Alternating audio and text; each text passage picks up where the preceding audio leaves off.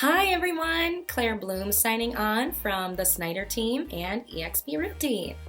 I wanted to share some home selling tidbits with you today while we still find ourselves in this hot real estate market.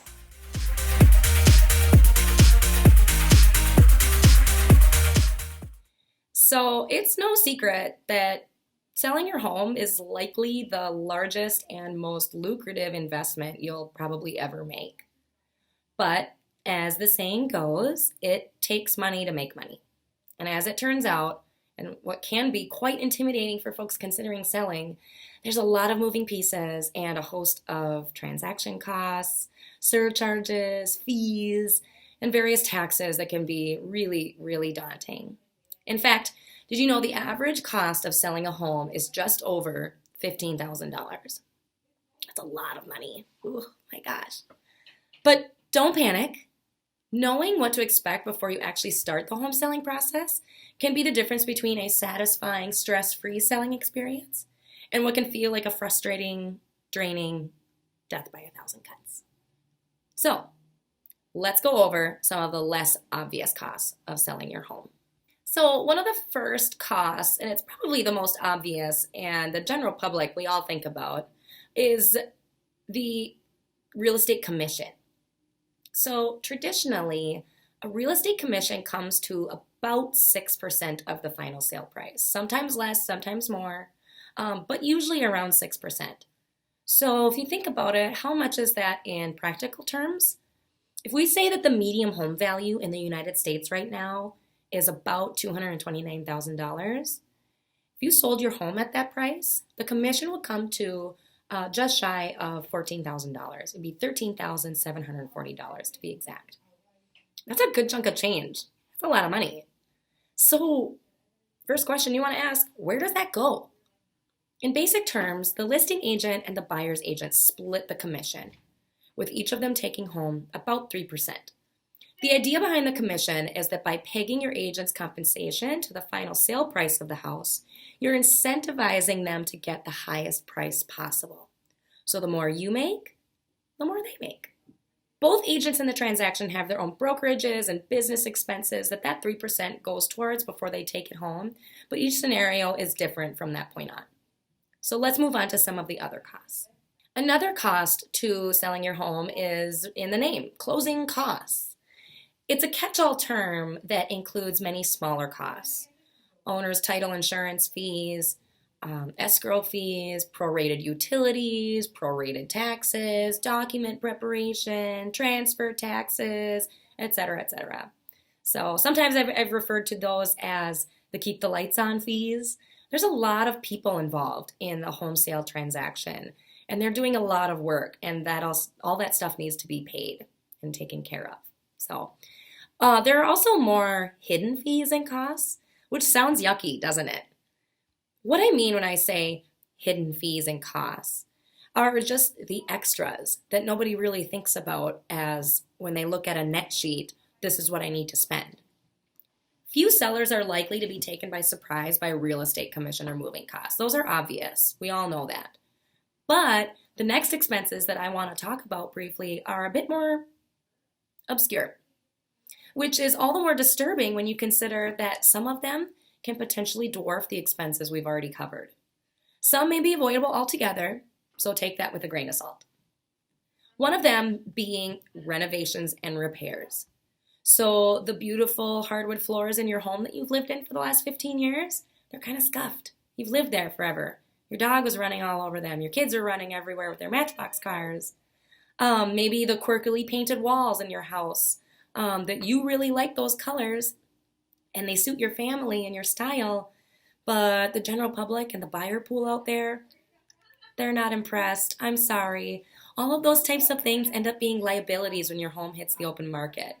And any experienced real estate professional will advise you to renovate before you have that first showing or before you get those photos taken.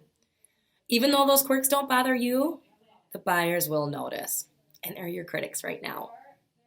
So how much that costs will depend on whether you need just simply a fresh coat of paint, lucky you if that's all you need, or an entirely new roof or refinished floors. But nearly every house will benefit from a refresh.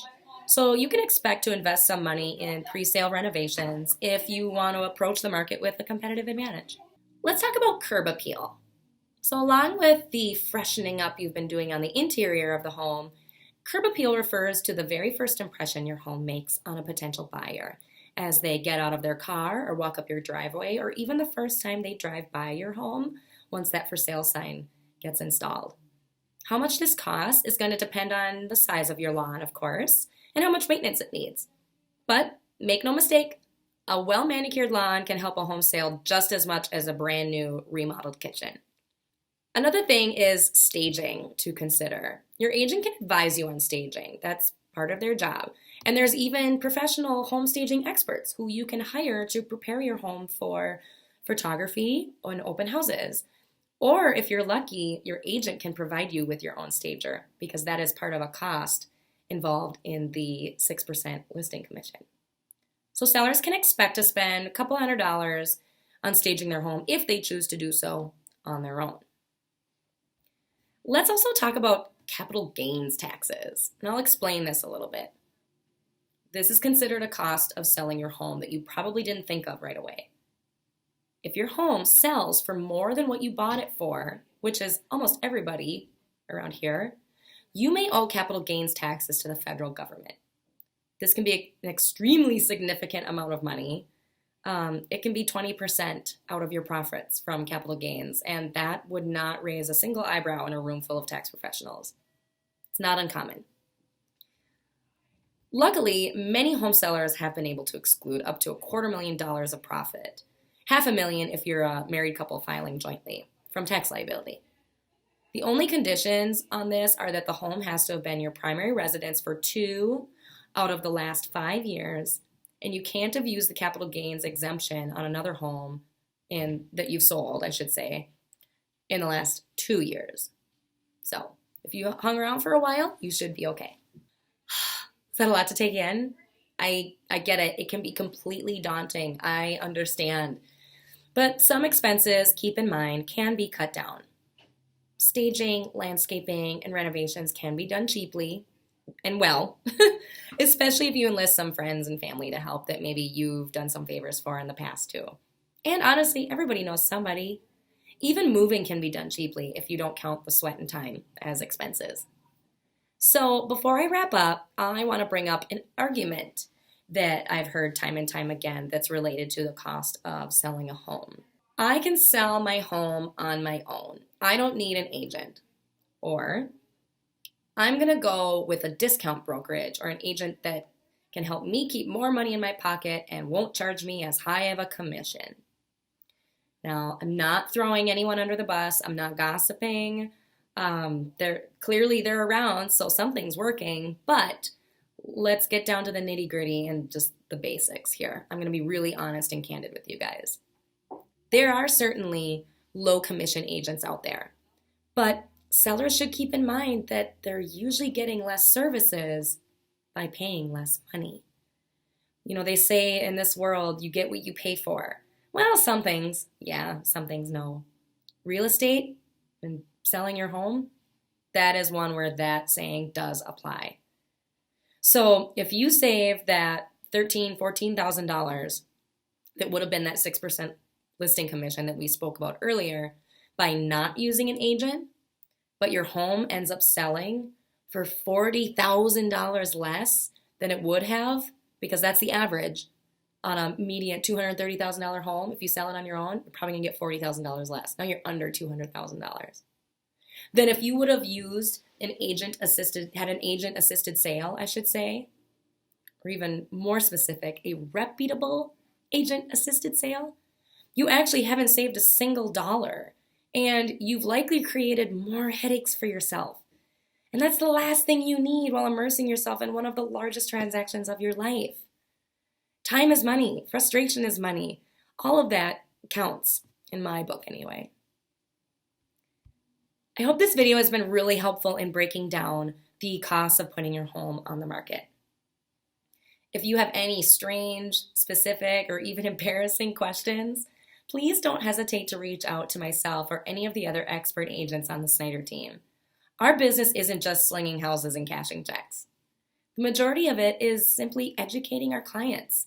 And the more educated you are, the more seamless the home selling and home buying process can, and in my opinion, should be. So, thanks again for watching. Like I said, reach out if you have any questions or specific scenarios that you'd like to talk about. Have a great day, you guys.